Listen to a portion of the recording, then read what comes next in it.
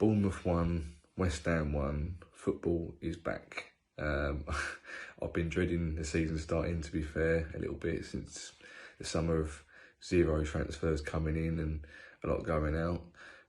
But you know what, football's back, and you know it's a nice distraction, isn't it? It brings a bit of joy out of nowhere. And to be fair, you know, I was quite looking forward to see us being in the new kit, which I'm obviously rocking myself.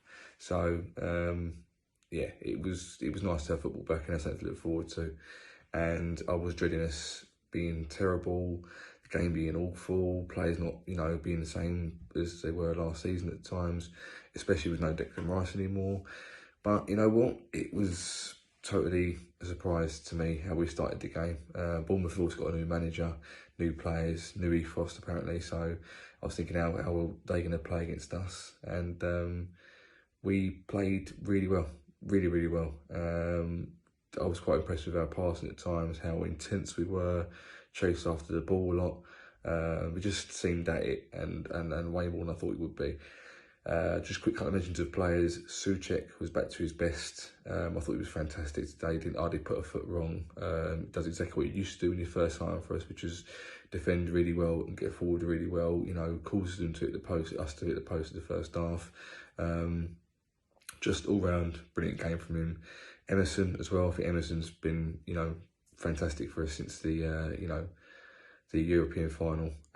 Great player on his day, and I think he can only get better for us, to be fair. Gerd, a bit 50-50, to be fair. I think he made a few mistakes in the first half, and Zuma was sort of constantly, I think, making up for him and covering his back and stuff like that, which isn't necessarily a bad thing, but it is when you need both your centre-backs on form. Safal, a bit hit and miss, didn't do anything much, didn't do anything pretty, you know, badly, but at the same time. 4 nails in midfield as an attacking outlet was absolutely fantastic. Spraying balls about everywhere, industrial as ever. Not as many tricks, but I think that will come. That's the first game of the season. Rust out of the way, get it out. But he was brilliant in the midfield. Paqueta, still here. Don't know how long for, but he's still here for now.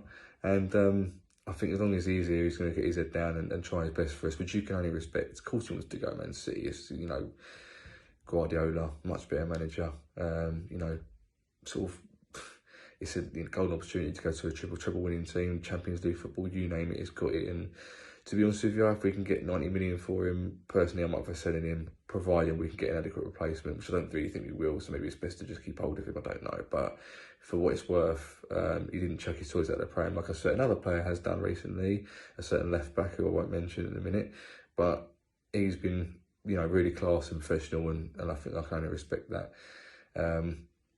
On the wing, Bowen, you know, fantastic goal. That's him at his very best. And I didn't expect him to score a good goal that good either. And, you know, that's carrying on from the final. So he's back in scoring form. And then, of course, you know, Ben Rama, for me, run around a lot, made a deuce to himself for the Bournemouth defence, but very inconsistent with his final ball. And to be honest with you, it was frustrating at times. Not having to go at him, he was there.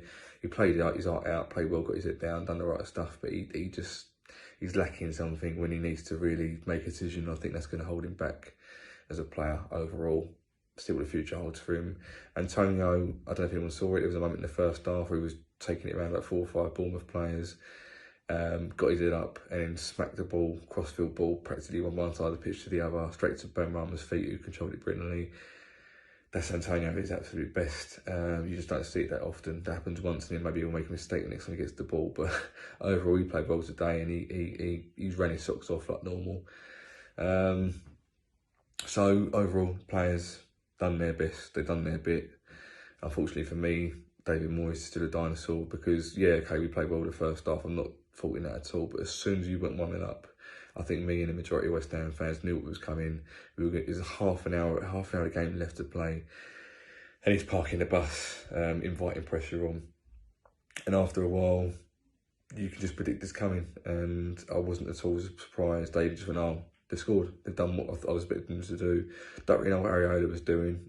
He had a good game, to be fair, as well, but that was a little bit surprising. I don't know why, if he faked the head injury because he couldn't get to the ball in time, I'm not sure, but that was a flaw in his game today. But apart from that, he was good. But frustrating. Players played well.